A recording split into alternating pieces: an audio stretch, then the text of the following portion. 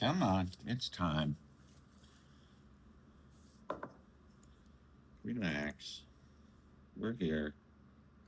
We're here, Caspian. He's gotten used to this little exchange of ours. Come on, come in for the shot. I wish you would do it this way, though. Quit fighting me on this. There you go. There you go. Hey, everyone. Welcome back to Table Talk. Caspian, buddy, I'm going to need that corner of the table. That's where the book goes. We'll work around you, as usual. So today's reading is called Resistant to Change.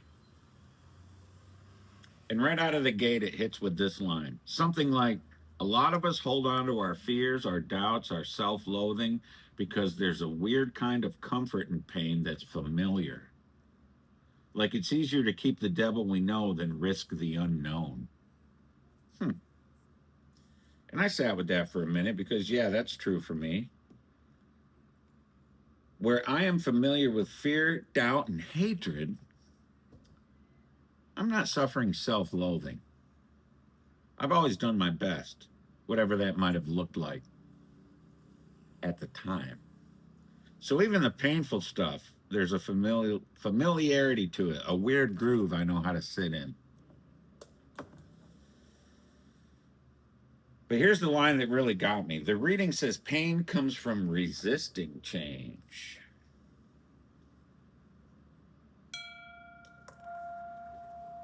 Now that is true.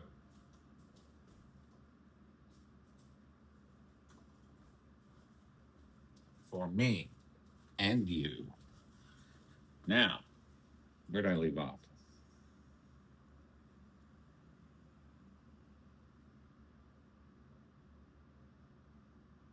But that's the distinction I keep coming back to. Pain. Wait a minute, I might have skipped something. But here's the line that really got me. The reading says pain comes from resisting change, and that's true for me and you. There, all caught up. I started turning that over and I landed somewhere a little bit different. I think for me, suffering comes from resisting what actually is. But that's the distinction I keep coming back to. Pain. That's just life. That's unavoidable. Suffering, though, that's the part I add on top. And I add it by fighting reality, by insisting things should be different than they actually are right now. Beware the second arrow, folks.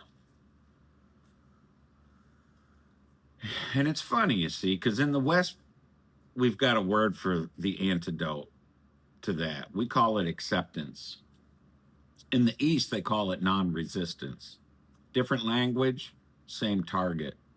Either way you say it, it's the solution to suffering, for me today, anyways.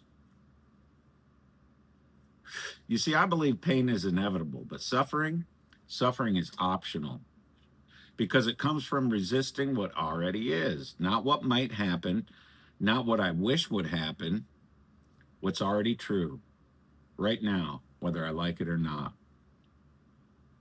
For example, see, I wrote Caspian into the script, but he's not here to play along, so we're going to skip that part. All right, back to the real stuff. I think about how much my own stuff, old stuff, recent stuff was really just me white knuckling something that had already changed. The job, the relationship, the version of me that used to handle things a certain way. The change has already happened. I was just the last one to find out. And the reading kind of nails this too. It talks about how much our minds manufacture 100 excuses to stay right where we are because moving feels like scarier than staying stuck. Even when staying stuck is actually what's hurting us. So today, for me, it's less about how do I avoid pain because I can't. That's just being alive. And more about where am I creating suffering by arguing with reality? Usually the answer is right there if I'm willing to look.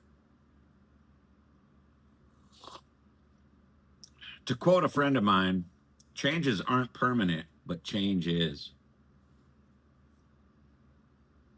Caspian, that includes you getting off the table eventually.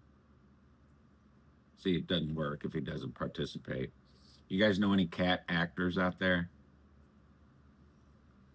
Chris. Oh, that's me. Hold on. Caspian.